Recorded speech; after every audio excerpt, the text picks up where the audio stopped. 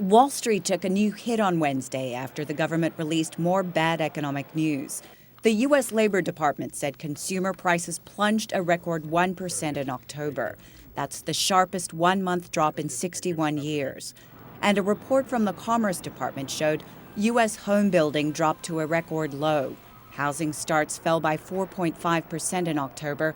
That means the number of new homes under construction fell to its lowest level since 1959.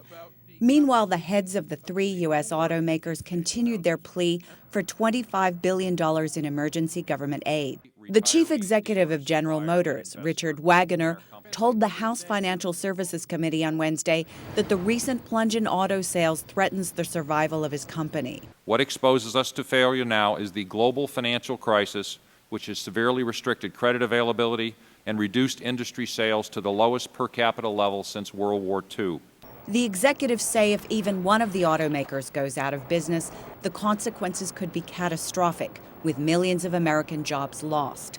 The Bush administration and many Republican lawmakers oppose using the $700 billion financial rescue program to aid automakers. Republican Spencer Backus said a bailout will not solve the fundamental problems of the automobile companies. A bailout of the auto industry will just push the problem further down the path. To survive, the big three are going to have to change and become more efficient and competitive. Democrat Barney Frank, chairman of the House committee, criticized what he called a bias in using the $700 billion rescue package for banks, in other words, white-collar workers, but not blue-collar workers. Why was it so acceptable to do that for the financial industry?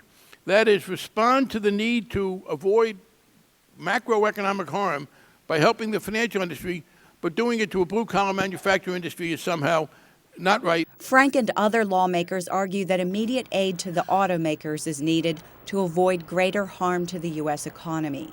President-elect Barack Obama has said aid to the struggling automakers will be a top priority when he takes office in January.